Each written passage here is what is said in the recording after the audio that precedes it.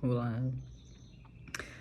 hoje é dia 9 de abril de 2022, é sábado, meu despertador tocou às 5h30 e eu tinha botado para as 6h30 e eu acordei bem.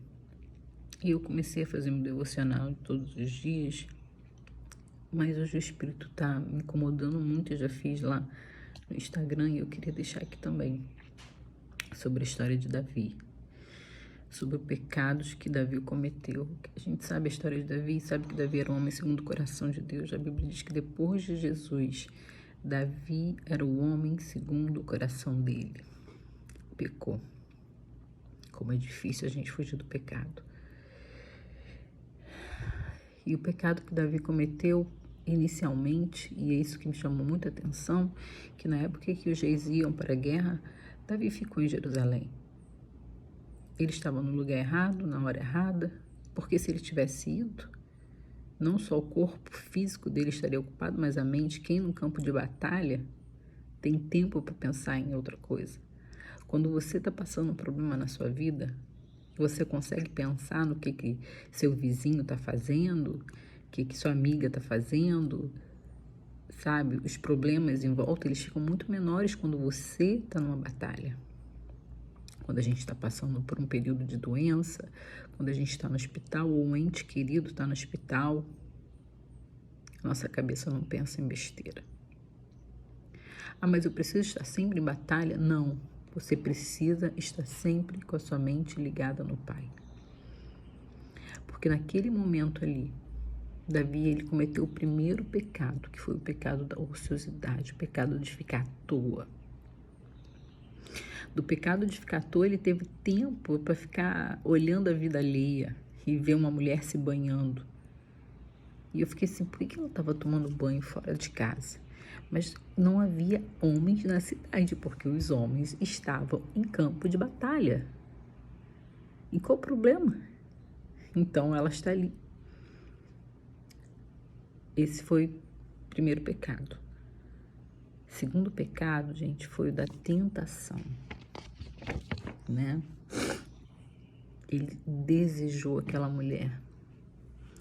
Só que na época de Davi, vivia-se pela lei, não pela graça. Se tivesse parado só até ali, pronto, vida que segue, a mulher bonita.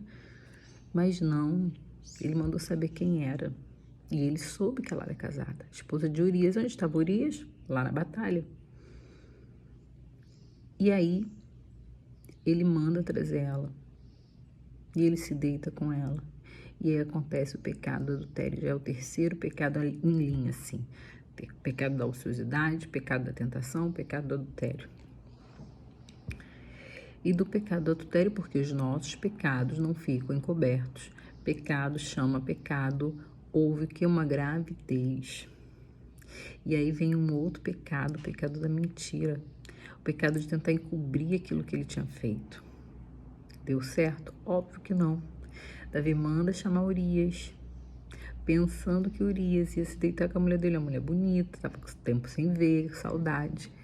Urias não vai, gente, porque Urias sabia o propósito dele. Urias deita na porta do palácio com os outros soldados, porque ele fala, eu não posso fazer isso, os meus amigos estão lá no campo de batalha onde Davi deveria estar.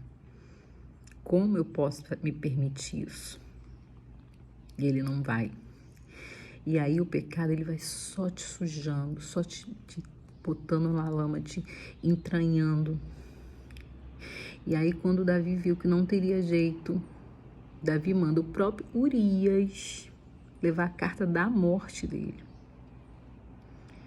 Davi manda Urias entregar a Joabe, que era o chefe do seu exército, coloca Urias na frente do campo de batalha para que ele morra.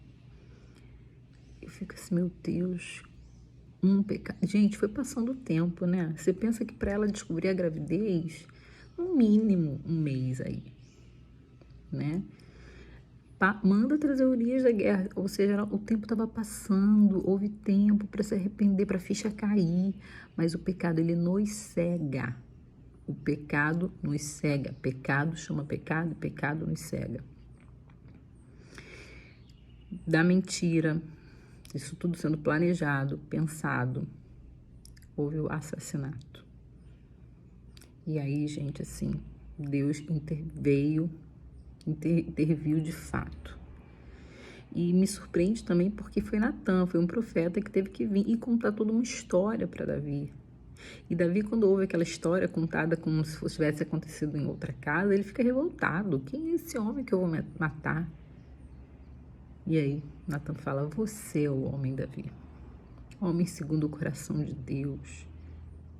E o que é mais agravante, porque Davi era conhecedor de tudo. Não foi um pecado inocente. Sabe, não existe pecado inocente, mas aquele pecado inconsciente. Ele era rei. Ele tinha conhecimento do que ele estava fazendo. E aí a gente fica assim, nossa, que história trágica. E vai acabar assim. Só que Davi era segundo o coração de Deus. E Davi se arrepende. Davi se arrepende profundamente. E em 2 Samuel 12, Deus fala que perdoa ele.